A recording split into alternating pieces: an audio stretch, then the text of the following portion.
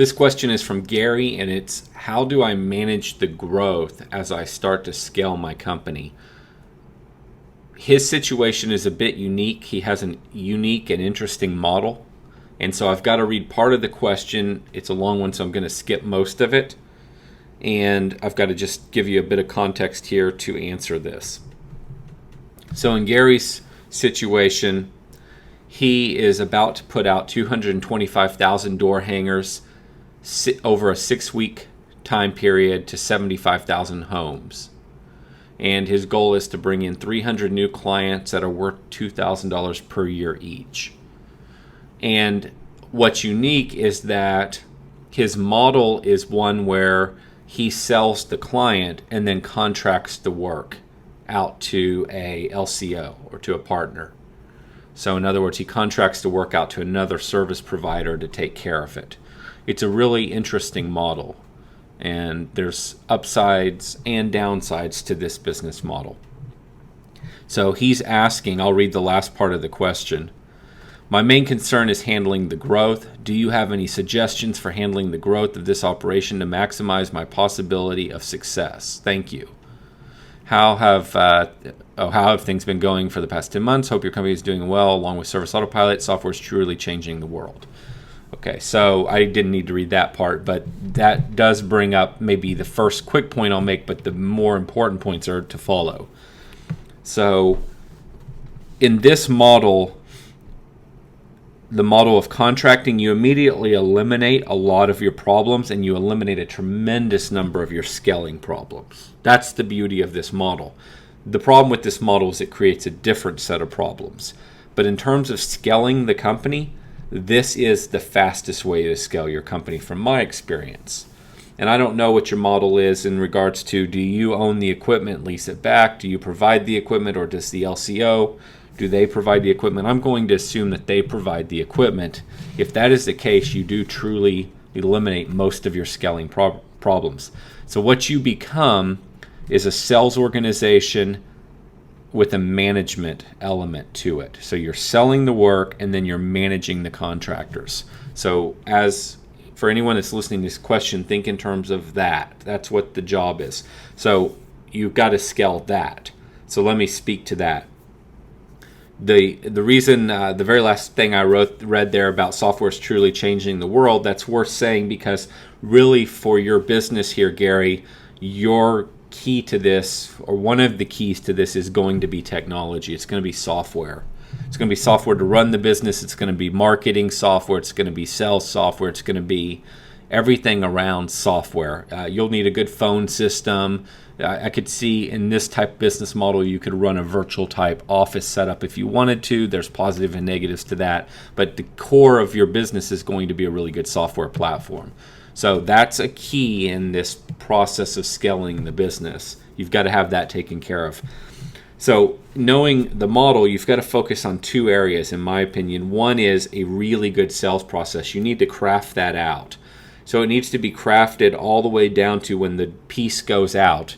And number one, with your model here, you really have to be a sales and marketing company. So you have to have something in place to make sure your marketing is constantly happening. Who's in charge of the website? Who's in charge of SEO? Whether it's internal or it's a partner or contractor that you're contracting out to. Who's in charge of content for your marketing strategy? Who's doing pay-per-click? Who's doing door hangers? Who's doing direct mail? Who's doing all the different activities that you'll eventually grow into and be doing in this business under this model? Who's going to be in charge? Because the big, and so in terms of scaling, you might be the guy that starts doing some of that, but pretty quickly you've got to get some of this stuff off your plate, because as you get busy doing all the other things, those things will start to not happen, or better said, those things will stop happening because you were doing them. You're now distracted and too busy. So that's maybe a good place to start here. So technology, number one.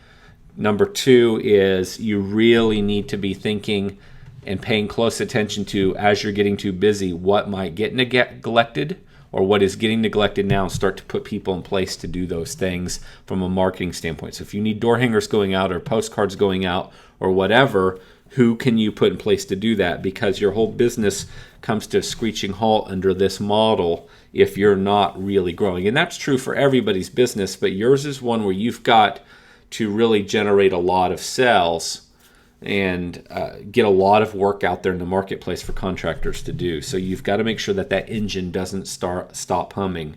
You've got to put people in place as you scale to take care of that. And initially, it could be inexpensive people that are just doing sort of the grunt work, getting the postcards ready, getting the letters ready, stuffing them, hand addressing them, putting stamps on them, whatever those activities are. Initially, they can be doing the basics. And then over time, you'll need a more and more sophisticated person that can handle that stuff. Along with that, you've got to craft your whole sales process. So exactly what happens once the marketing goes out the door. So we talked about having somebody in place to make sure it goes out the door. Now, once it goes out the door and somebody is going to call you, what exactly is said? So the next area of scaling is going to be making sure that your phones get answered, because as you get busier, you're not going to be able to answer the phone. As you get busier, it's going to become more and more difficult for you to handle the activity of the business. Therefore, where you were answering the phone in the past, where you were making the sales calls in the past, you're not going to be able to. And so what happens is you're now busy doing something else in the business and the phone doesn't get answered. And just imagine every time the phone rings and you don't answer it, and it was a potential client on the phone, you lost a sale. Yes, some leave voicemails, most don't. Every time you don't answer, just imagine for example, you said that your average client will be worth about $2,000 a year. Let's say your clients stay with you 4 years or for 4 years. Just imagine that every time you don't answer that phone, you just lost $8,000. It should have been in your pocket, because that's exactly what's happening. So you've got to worry about that from a scaling standpoint. As soon as you start to get pretty busy, you can't answer that phone. Who's going to do it? Or when you're on a phone and call and the phone's ringing, who's going to handle that? So that's another person you're going to need to think about that needs to be put in place. So most people imagine that job is an inexpensive $10, $12, $14 an hour job, and it can be. However, you don't put your cheapest people on the phone. They're the face of your company. You want your best people on the phone, because remember, just the analogy I just gave, if you don't answer the phone, and in this made-up example we have, you're losing $8,000 every time.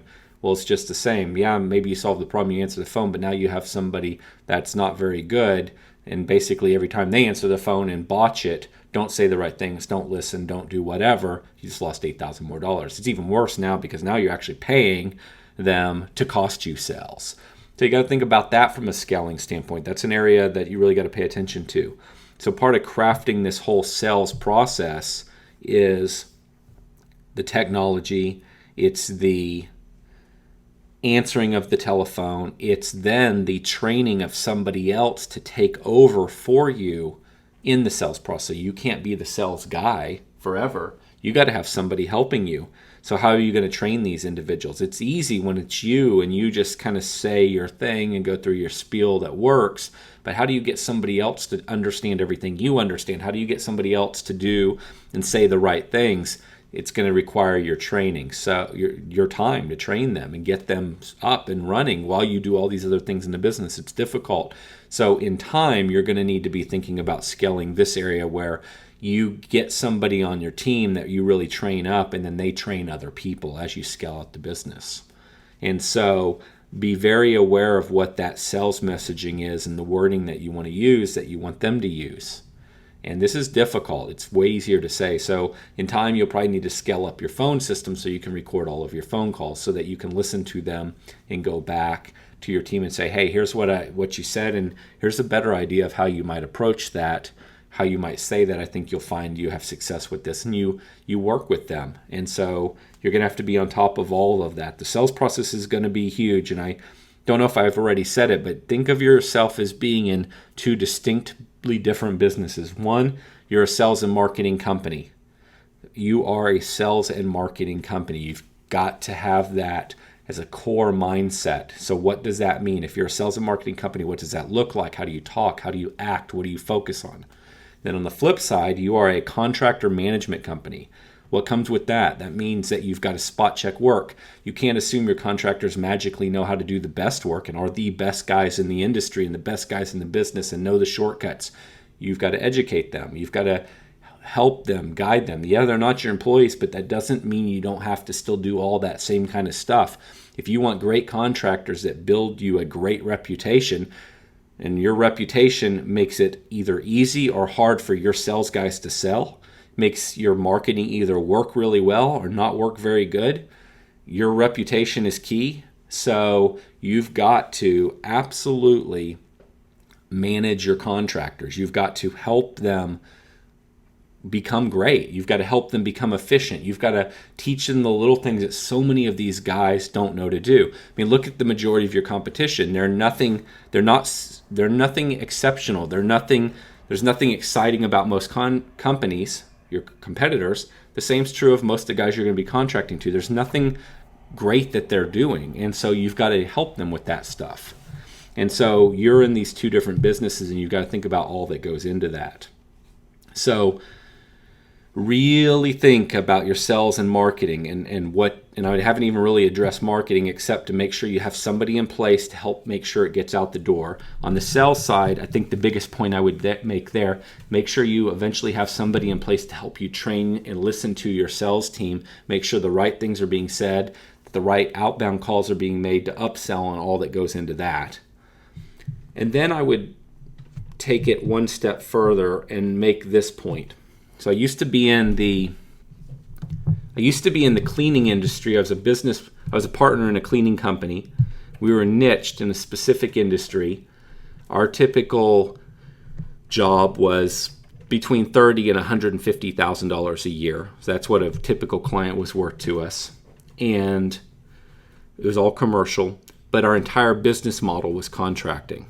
So it's very similar to what we're talking about here. And that was our whole business model. And there was a lot of pros to the business model, and there were a lot of cons. One of the negatives is that with contractors, it's hard to get them to perform quality-wise at the same level as a well-trained, well-managed, highly measured employee. And it's challenging.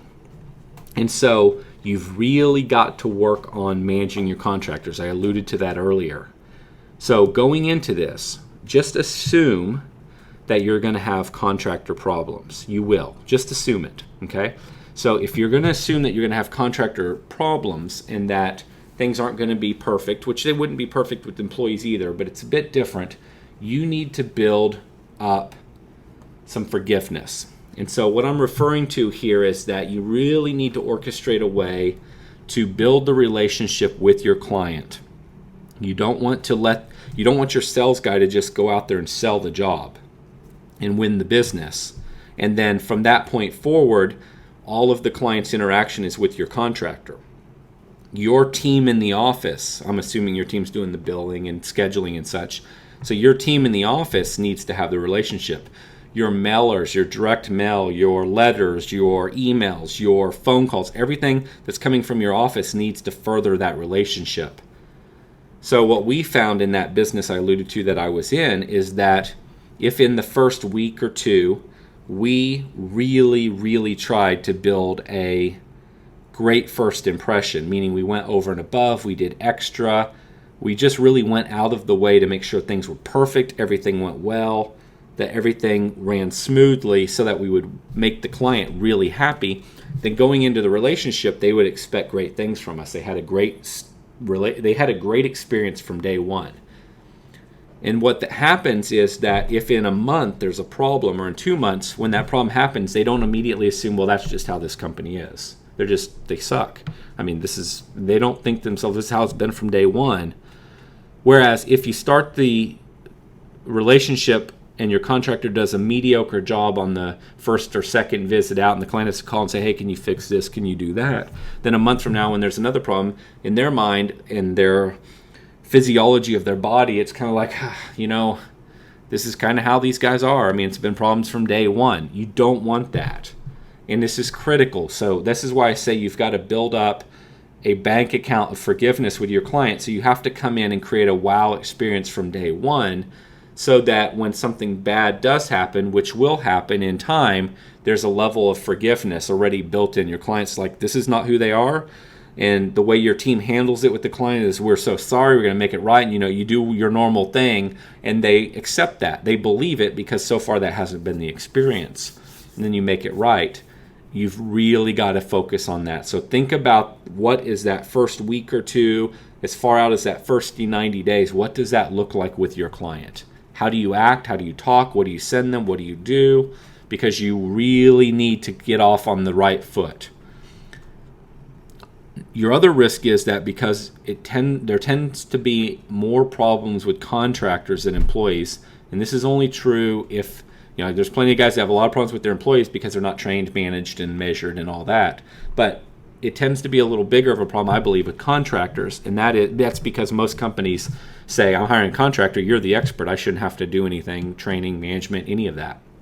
Well, in the new world we live in, anybody can go out and give you a bad review on Facebook, on Yelp, on Angie's List, on Google, anywhere, and you can't get rid of it. It's very difficult. And so you have to be very aware of that and protect your reputation. And that's the other reason why what I just referred to is so critically important. So I referred to two things that are critically important. One is, what are you doing in the first week or two? What are you doing in the first 90 days? And then two, don't hand the relationship off to the contractor. You actively manage the relationship. So all of that has to be a consideration in scaling. I think in time, because you can't wear all of these hats, in time you need to have somebody that's managing marketing and making sure it's going out. You need to have somebody that's over sales and training and making sure that's happening. You need to have somebody that's in charge of the first impression and managing that initial relationship, welcoming and taking care of all the new clients. And you need to have somebody else, and I say all of these as four distinct people, whereas it could be one person wearing all these hats and then two people splitting the activity and then three. But then that fourth activity is you need somebody working with the contractors. You also have to you're in the business of recruiting. Contractors come and go, and you have to have contractors ready to go on a dime. You have to constantly be recruiting.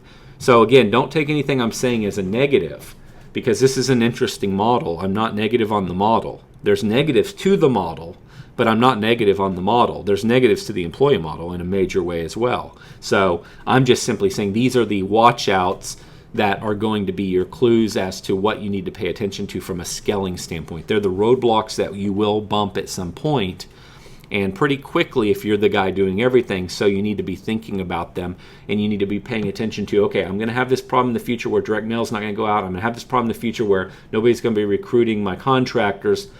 And so as you're looking for new hires, new employees to bring onto your internal team, you're looking for characteristics. Oh, wait, this guy I just met the other day, he might be good at recruiting. You're paying attention to that stuff so that when you're ready to scale the company, you have some resources, people you can go hire to help you with this stuff. So to summarize, and then I'm going to give you one more point. To summarize, you're in two businesses. You're a sales and marketing company, you're a contractor management company. Those are your two distinct businesses. Within that, you have four distinct roles. You have marketing, you have sales, you have contractor recruiting, and you have contractor management. And of course, you have your accounting to do your billing, and you have people that your clients are calling in and you're scheduling. But you really got to think about marketing to drive business, sales to close business. And I left out one. I guess you have five. You have your first impression team that wows and impresses the client and builds up a relationship with them, or starts that process. And then your office team and your marketing team continue it. And then you've got your recruiting of contractors, and then you've got your managing of contractors. Not that those are five different people, but those are five big elements in the business. So if you break it down on paper and you design it out and you think about what all the things are that each of those five roles will be doing, that will help you think about what's coming from a scaling standpoint, what kind of people you're going to want to hire, what their personality is going to look like, what their characteristics are going to look like of the person that would be right for those different positions or right for helping you carry out those activities in the business.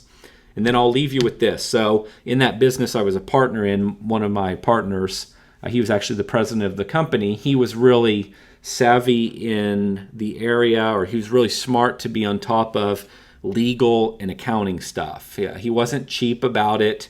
He was willing to spend the money on good legal counsel and good accounting advice.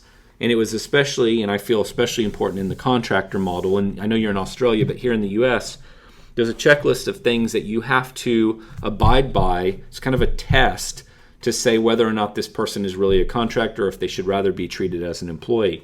And you've got, in the U.S. here, we've got all this legal risk if we're wrong from a payroll standpoint, from a litigation standpoint. So you really want to be on top of your game in this area. I would imagine it's the same for you in Australia. So I would recommend that you don't be cheap, and early on, make sure you have your ducks in a row around contracting. Anything legal, anything accounting. Be on top of that. That's the stuff that can really destroy a nice business later on. Pay close attention to that. What made me think to say that to you is that incentives and getting compensation right is really important in the contractor business. You want to give these guys or girls or gals enough motivation that they stay with you, and you want to give them enough incentive to really perform, but you don't want to overpay. A lot of guys that are starting out in the contractor business really underestimate their cost. They picture that most of the cost is going to be taken on by the contractor. They forget about the sales and marketing costs. They forget about administrative costs. They forget about all the costs that are really within their own business, even though they're contracting out the work and you don't have trucks and equipment and employees. You still have a lot of cost. So it's very important that you don't pay out too much, too high a percentage of work. And then if you do any type of incentives, bonuses, or pay for performance, or some type of incentive type compensation around results and quality and production, you want to make sure you don't overpay, because just like with the employee, if you give a bonus, if you say, hey, I'm going to start giving you a quarterly bonus of this amount if you do this, and then you realize later that you're way overpaying on that bonus, that you made a mistake, and then you take it away from that employee, you might as well assume they're going to leave your company. Well, the same is true with a contractor. If you say this is the compensation level, you'll make 70% of contract or whatever the deal is, and later you have to pull it back and say, you know what, it's got to be 55% of contract, assume that they're not going to continue working for you. Just assume that. So you've got to be very careful. So as you scale the company, if you want to change compensation or try different incentives, test them with a contractor. And if it goes well, test it with a second contractor. But don't roll out your pay scale and your incentive ideas to your entire contractor base. Test things first and then roll them out. So I hope those are some points that will help you think about scaling. It's a great business model. It's challenging, just like everything else is challenging. But I think if you perfect it, there are a lot of rewards to be had. Good luck.